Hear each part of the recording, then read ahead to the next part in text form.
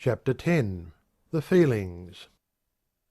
In thinking of the mind and its activities, we are accustomed to the general idea that the mental processes are chiefly those of intellect, reason, thought. But, as a fact, the greater part of the mental activities are those concerned with feeling and emotion. The intellect is the youngest child of the mind, and while making its presence strenuously known in the manner of all youngest children, so that one is perhaps justified in regarding it as the whole thing in the family, nevertheless it plays but a comparatively small part in the general work of the mental family. The activities of the feeling side of life greatly outnumber those of the thinking side, are far stronger in their influence and effect as a rule, and, in fact, so colour the intellectual processes, unconsciously, so as to constitute their distinctive quality, except in the case of a very few advanced thinkers. But there is a difference between feeling and emotion, as the terms are employed in psychology. The former is the simple phase, the latter the complex. Generally speaking, the resemblance or difference is akin to that existing between sensation and perception, as explained in a previous chapter.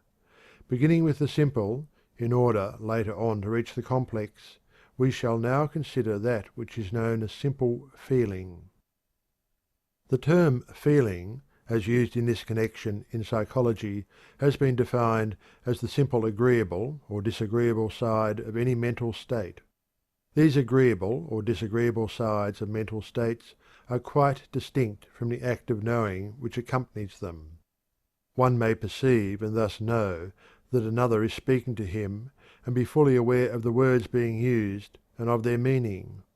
Ordinarily, and so far as pure thought processes are concerned, this would complete the mental state.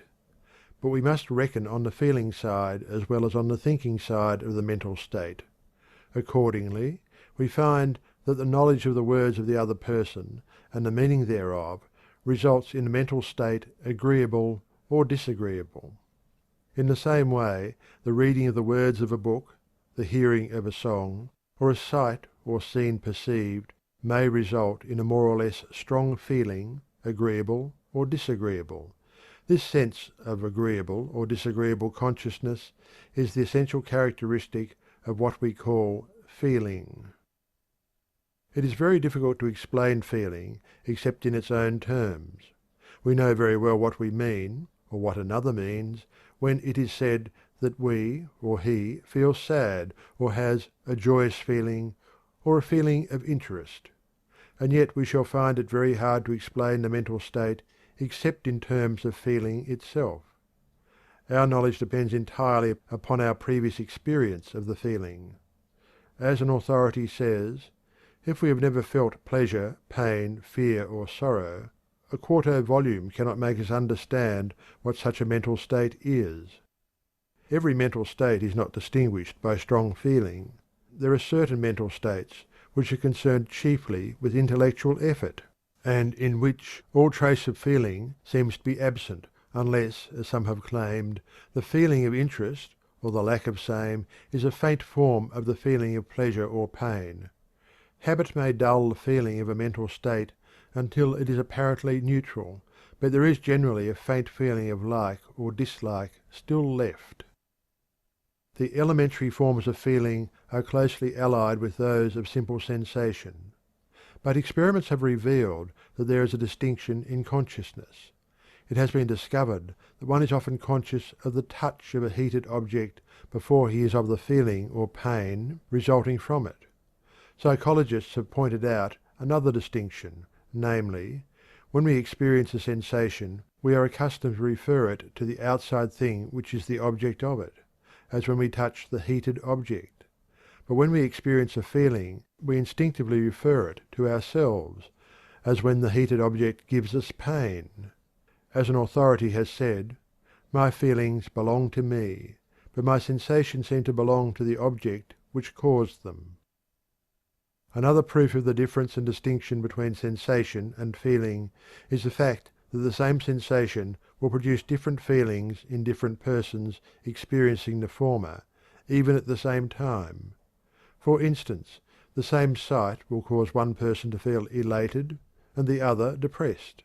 The same words will produce a feeling of joy in one and a feeling of sorrow in another. The same sensation will produce different feelings in the same person at different times. An authority well says, "You drop your purse and you see it lying on the ground as you stoop to pick it up, with no feeling either of pleasure or pain. But if you see it after you have lost it and have hunted for it a long time in vain, you have a pronounced feeling of pleasure."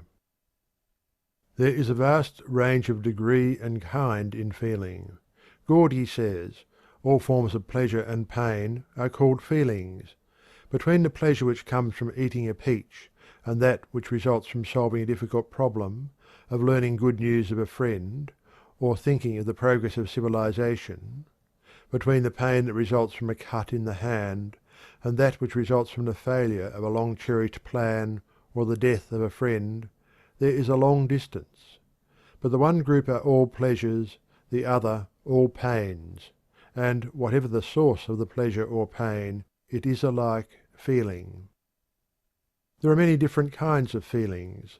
Some arise from sensations of physical comfort or discomfort, some from purely physiological conditions, others from the satisfaction of accustomed tastes, or the dissatisfaction arising from the stimulation of unaccustomed tastes, others from the presence or absence of comfort, others from the presence or absence of things or persons for whom we have an affection or liking.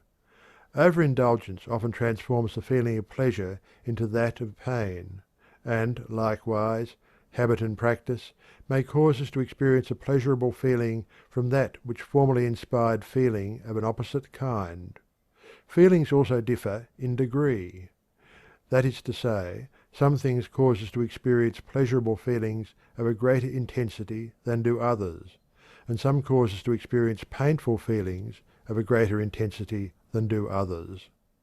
These degrees of intensity depend more or less upon the habit or experience of the individual. As a general rule, feeling may be classified into 1. Those arising from physical sensations, and 2. Those arising from ideas. The feelings depending upon physical sensations arise either from inherited tendencies and inclinations, or from acquired habits and experience. It is an axiom of the evolutionary school that any physical activity that has been a habit of the race, long continued, becomes an instinctive, pleasure-giving activity in the individual. For instance, the race for many generations was compelled to hunt, fish, travel, swim, etc., in order to maintain existence. The result is that we, the descendants, are apt to find pleasure in the same activities as sport, games, exercise, etc. Many of our tendencies and feelings are inherited in this way. To these we have added many acquired habits of physical activity which follow the same rule, that is, that habit and practice impart more or less pleasurable feeling.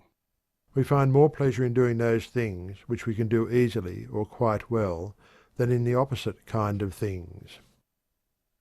The feelings depending upon ideas may also arise from inheritance.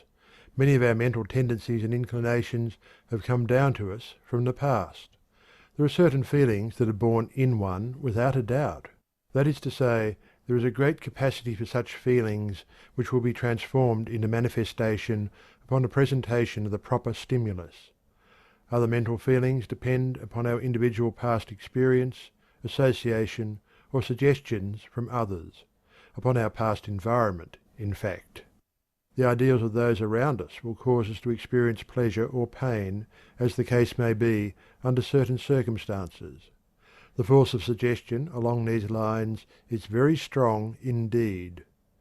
Not only do we experience feelings in response to present sensations, but the recollection of some previous experience will also arouse feeling.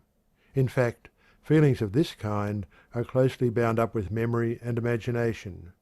Persons of vivid imagination are apt to feel far more than others. They suffer more and enjoy more. Our sympathies, which depend largely upon our imaginative power, are the cause of many of our feelings of this kind. Many of the facts which we generally ascribe to feeling are really part of the phenomena of emotion, the latter being the more complex phase of feeling. For purposes of this consideration we have regarded simple feeling as the raw material of emotion, the relation being compared to that existing between sensation and perception. In our consideration of emotion we shall see the fuller manifestation of feeling, and its more complex expressions. End of chapter 10. End of section 4.